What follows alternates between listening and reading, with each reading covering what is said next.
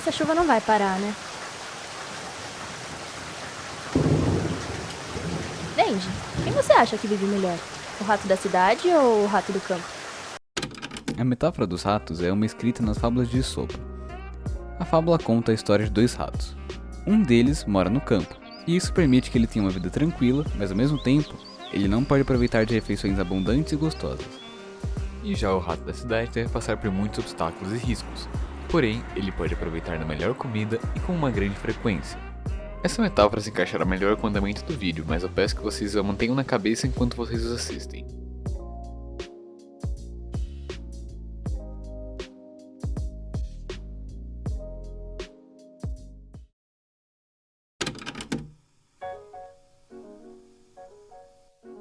O conceito básico do naturalismo vem do cientista Charles Darwin e do seu livro A Origem das Espécies, que defendia a teoria da seleção natural, uma afronta direta ao criacionismo. O livro causou muita controvérsia na época de sua publicação, porém ele marcou o início de uma nova era para a literatura. O estilo de escrita em si foi uma virada grande para a sociedade acostumada com temas literários do realismo daquela época, pois adotava características do determinismo e da animalização do ser humano. Muitas vezes a ciência era o objeto utilizado para compreender a sociedade e seus personagens, que costumam sofrer pelo determinismo.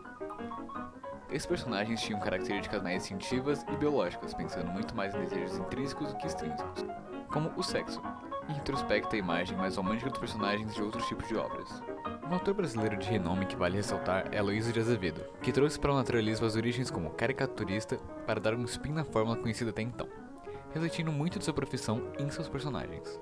O Cortiço, de 1890, é um exemplo perfeito do potencial de Aloysio para juntar suas experiências passadas em histórias naturalistas. A obra que expõe as condições de vida dos cortiços cariocas foi recebida com grande polêmica e sucesso, sendo considerada uma das maiores obras naturalistas já escritas. Porém, vale refletir, as críticas aplicadas na época ainda são relevantes? Como a escrita mudou desde então?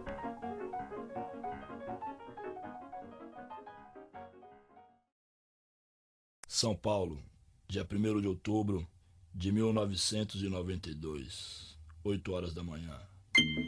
Aqui estou mais um dia, sob o olhar sanguinário do vigia.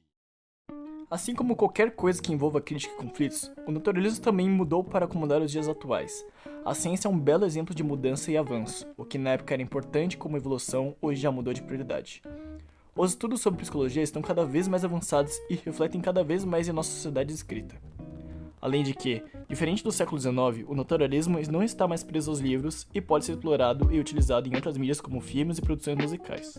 Uma canção relativamente recente no contexto histórico do naturalismo e com temas extremamente modernos é a intitulada Diário de um Detento, de 1997 do Racionais MC.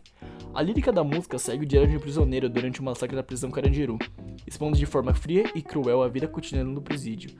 Ela conta sobre o desespero de um cidadão vivendo aquela situação e chega a dar uma perspectiva bem íntima do massacre. Todos, de Dani Leitor, é uma noveleta que aborda o assunto de forma mais completa. A relevância dessa canção de mais de 20 anos de idade é vista até hoje com questões de violência policial dentro e fora do Brasil. Muitas vezes abusando de sua autoridade para violentar prisioneiros e muitas vezes cidadãos inocentes. Já no cinema, vale citar que o livro citado anteriormente, O Cortiço, recebeu uma adaptação para o filme dirigido por Francisco Ramalho Jr. E falando em cinema, sabia que um filme famosíssimo de Charles Chaplin segue o tema naturalista também? Tempos Modernos é um filme extremamente aclamado pela crítica e usado como referências até os dias de hoje. O filme segue o protagonista nomeado como vagabundo, passando por dificuldades em se adaptar à vida moderna, onde as máquinas estão tomando funções novas da sociedade.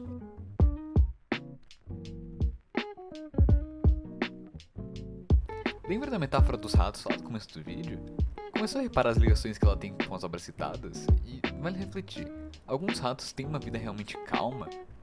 E afinal, qual rato você é?